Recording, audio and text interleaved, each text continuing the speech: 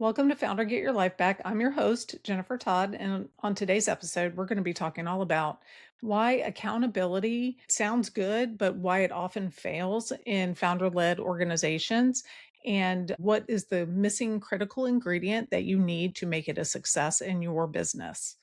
So, when I start talking about accountability, that is one of the key things we hear as business advice to founders in order for a founder to get their life back and get out of the weeds is to hold your team accountable. But accountable to what? And that's the big question. If we don't have the proper measures of success in place to hold them accountable, accountability is just not going to work. Tell me if this sounds familiar. As a founder, you've got a couple of capable team members coming to you with one problem. Both of them have differing goals and different answers. They can't resolve this problem on their own, so they drag you in as the founder, as the final decision maker. What is it we have to do? What is it we have to have in place in order for them to be able to make these decisions on their own? That's what we're going to deep dive into in today's episode. Businesses by default have a lot of conflicting goals inside of an organization. So, for instance, sales will have a revenue goal, and your delivery team will have project due dates. And oftentimes, those two things will be in direct conflict with each other because sales will make promises based on meeting their sales goals, while the delivery team is struggling to keep the projects that are already in process on time. And so they already don't have the capacity maybe to take on more projects. And yet sales is bringing in more of these projects, right? What often happens is we have problems inside of our organization because we have what I called siloed departments with siloed goals.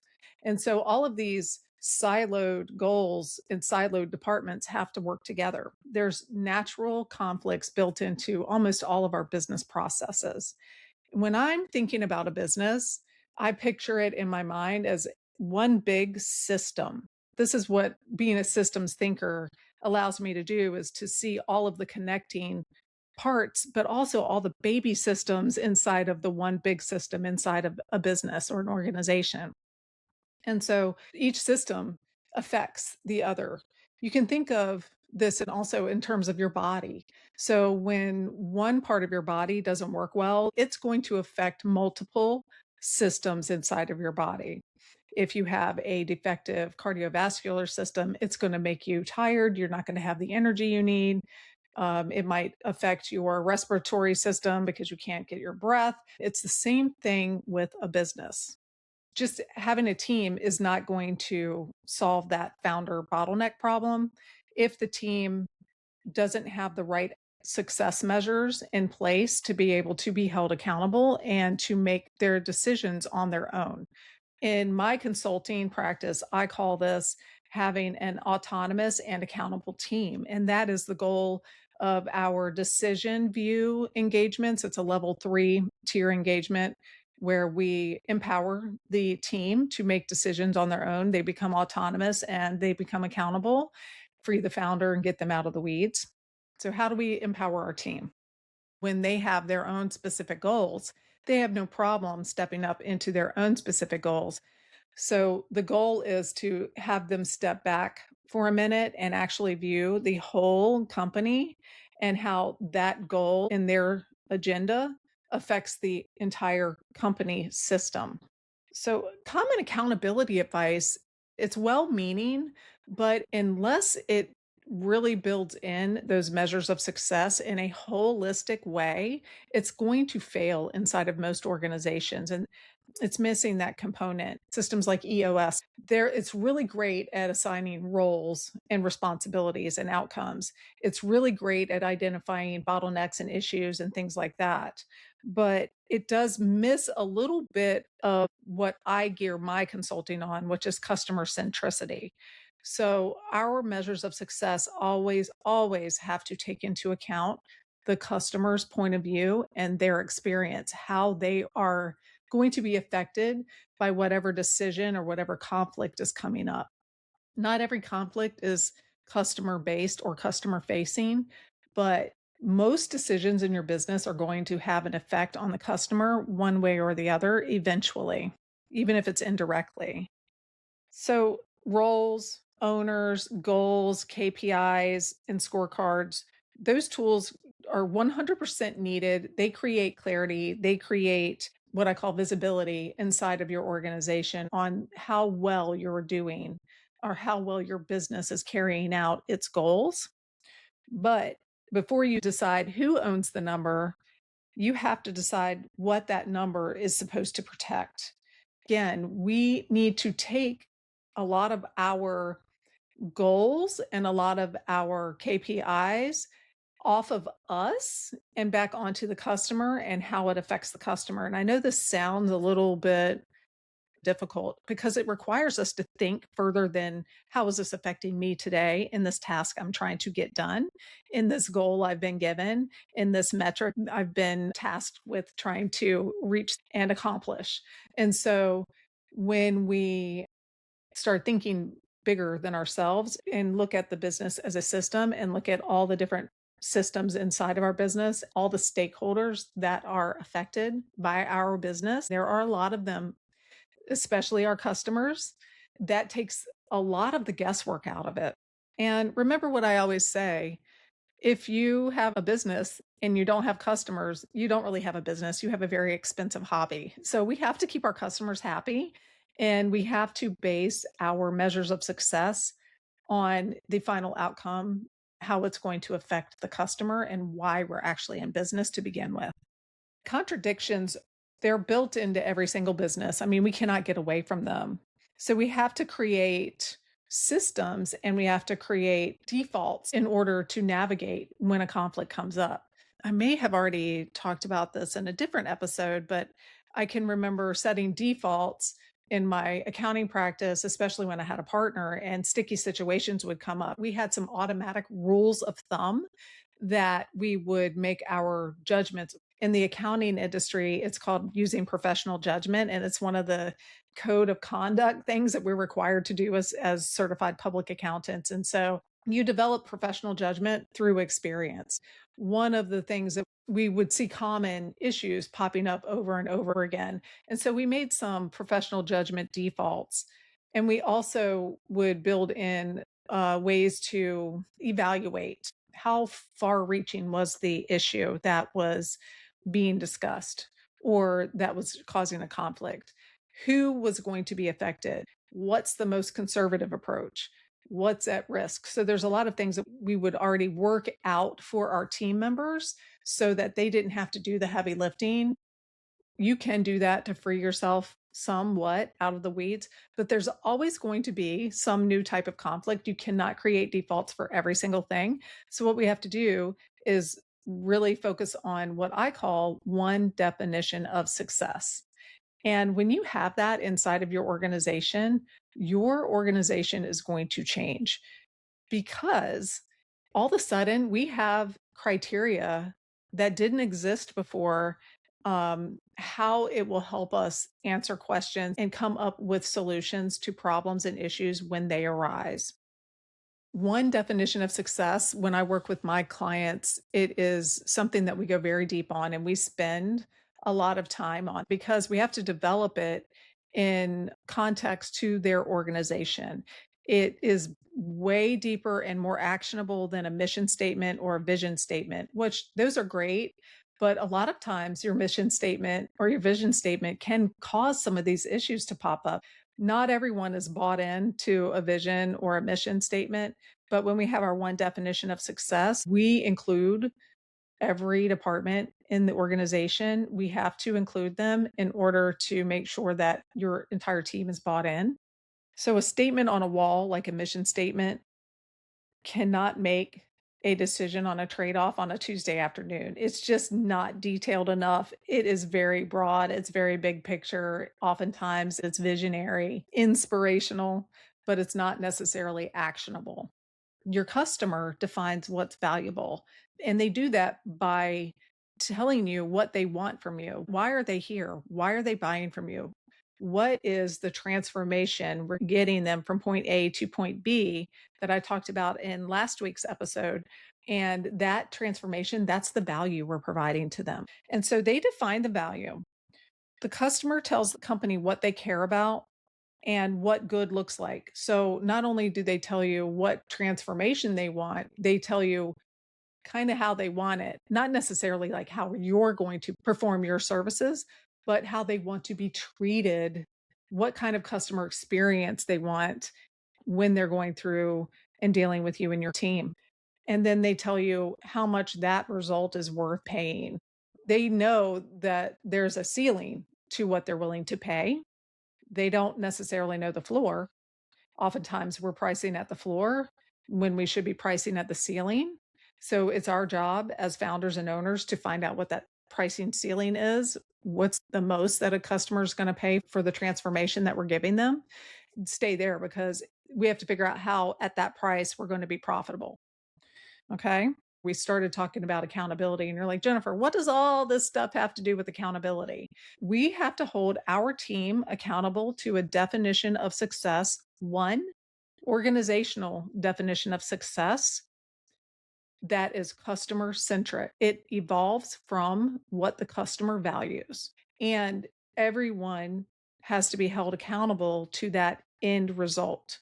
Now, I'm oversimplifying because most organizations deliver more than one type of product or service, but this is a universal concept. It shows up in how a business does business, how they treat their customers, how much autonomy they allow their team members to have, how much face time the founder gives, how much face time the founder doesn't give, and what they reserve that for, what they want to be known in the market for.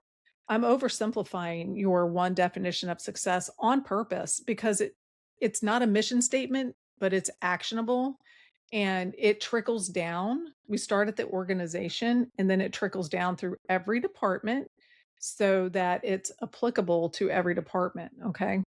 And you're saying, okay, Jennifer, in your episode about founder identity, you talked about not allowing the customer to drive the bus. I was giving you a story about how I couldn't say no. I did work that I didn't love, and I kept offers that I didn't love for a long time.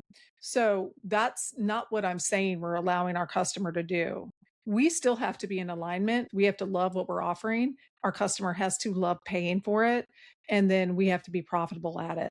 They have a lot of control, especially nowadays in the market with social proof and so much information available on the internet, and anybody can research anything. And so we want to make sure that we are showing up as the best choice for them in whatever need we're fulfilling for our customers. So they don't necessarily choose our offers. We choose our offers, but they say how valuable they are to them. So listening to the customer does not require handing them the wheel. Saying no to wrong fit customers, work deadlines, requests protects your capacity, your profit, and the customers that you serve the best. A weak yes often serves the customer worse than a clear no. Steve Jobs is my favorite. He often said, I'm more proud of what we don't do than what we do. And that is one of the things that keeps me centered and saying yes to less and really focusing on your offer and being the best at what you do and only what you can do. Let's talk a little bit more about that one definition of success because it's so powerful. It creates the common ground. The definition of success must reflect the customer's value, and it must apply across all deliverables. So even though we may have multiple deliverables, it has to apply to each one. We don't change the definition for each deliverable. It also has to match your company's value proposition. So, what it is you do uniquely, the reason why customers choose you over your competitors, and then represent the work that your company does the best. What this does, circling back to accountability, is it gives your team what's called a triangulation point. So we have two team members in conflict, and you used to be that triangulation point, the founder, the problem solver. So you don't want to be part of that triangle. You want your team members to resolve as much of their own problems as possible. So team member one and team member two in conflict, the triangulation point is our one definition of success, which is basically your customer. So they have to remember what the customer wants and apply that one definition of success. When goals conflict, the team can consider two connected questions. One is, what will this mean for our customers' experience with us? And what will the decision do to our bottom line? So not only do they have to think about the customer's experience, but then how does that affect profitability inside of the company? So that means they need to be aware of how their actions and their decisions affect the overall success of the company. And that requires a little bit of transparency in dealing with your team. But it is important to quantify some of your goals with your team and let them know the status of your company's success, because they need to remember that every action they take or every inaction they take affects the bottom line in one way or another. Oftentimes, this is most easily noticeable in quality. So when you have to rework jobs or replace defective parts or fix things that were broken at customers' homes or anything like that, that's expensive to you. You cannot bill for that. You cannot charge your customer for mistakes that your team makes. That's one of the easiest ways to show them. But there's a lot of hidden cost, and I'm going to do a full episode on hidden cost inside of your business that we eliminate to give you more profitability. But they need to be able to understand that every single action comes with some sort of dollar sign on it. And they want your business to be profitable and successful because they want a job. We want everyone to be happy. So when we weigh those two questions, what does this mean for the customer experience? And then how does this affect the bottom line? The team can make decisions. They can weigh fit, quality, capacity. Do we have the capacity to do this job? Are we going to do it well? Does the customer actually fit our profile? Is this a great fit customer? If not, we don't want the sales team making promises that we don't really want to deliver on. Are we doing this in a way that's most profitable for the company without negatively our customers' experience? So when they can consider all of these things, they are more empowered to come up with decisions on their own. And of course, this takes work and it takes practice and it starts with really small decisions. But over time, just like a CPA develops professional judgment, your team members will too develop their own professional judgment in making these decisions without you. Your customer unites your decisions while the economics of the decision keep it honest. So, accountability measures come after we have our one definition of success, and it's got to be really strong. When I work with my customers creating this one definition of success, it is built off of a KPI framework that I'm trained on from the master, Bernie Smith. He's got 6 strategic goals, and I've modified them for the lower mid market companies that I work with to be more relevant to them because he works with huge Fortune 500 companies. And we have 6 areas that we cover under our one definition of success. So it's very strategic and it's very well structured. And again, we get buy in from all of the team members so that we're making a definition that makes sense across the board. It's really fun and exciting work when we do it. So, when that happens, some really great things happen in your business. Accountability measures come after success is defined. So, the right KPIs are going to be formulated because we know what success looks like at the organizational level. And then we start working our way down each team to the individual. A KPI can measure one part of a shared success, but it doesn't create separate versions of success. So, your sales and your delivery team eventually will not have those conflicts, or if they do, they should be much easier to resolve because we've already had some defaults in our one definition of success that we've created. So once we have some accountability, that actually works because it's triangulated around the customer and our one definition of success, then we have autonomy. So accountability and autonomy work hand in hand. And the right KPIs show whether or not your team member in each role is doing what's within their power to make sure that the company stays profitable and the customers have a good experience. If you can nail those two things in your business, there's hardly anything that will hinder your success, barring something catastrophic that's outside of your control. Customer experience is the new definition of success in your business. It could not be more relevant today than any other time, especially in the age of AI. And I keep bringing up AI in all the videos I do, not because it's a buzzword or a keyword, but because it's extremely important. It's changing the landscape of professional services and also empowering customers. And so we need to be extremely aware of how we are serving our customers and making sure that they have a good customer experience with us. So, what does accountability look like when it becomes autonomous? When your team is able to make decisions by themselves? So what does it look like for the founder who's finally out of the weeds? That's huge, right? So, what that looks like is founder freedom and ability to actually be strategic in your business or show up in a different role inside of your business. And I can think of nothing more satisfying than that. It also means that as a founder, you've finally gotten to the place where you've got the right support system under you to do what you want to do with the business, ensuring it's profitable, ensuring your customers have a good experience, and that your team is making the right decisions without you stepping in every single time. So, how does that sound to you? These are the results that I love delivering for my customers because it's just so satisfying to see the team is winning because they're happy, because they're not frustrated, and the founder's happy because they're out of the weeds, and then your customer's happy because they're having an excellent experience with you. So that is what I call a triple win, and that's the goal. We want at least 3, if not 4 wins. Somebody else is benefiting. Who could that fourth beneficiary be of your one definition of success? So that's my question I'm going to pose to you today. If, listener, you've got a clear definition of success in your business where the founder's happy and free, your team is autonomous and accountable, and your customers having a great experience, who could be your fourth winner in that scenario? Could it be your customers' customers? Could it be your family as the founder? They finally get more of you.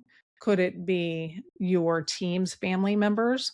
So let me know who else it might be. I hope you enjoyed this episode of Founder Get Your Life Back. My name is Jennifer Todd.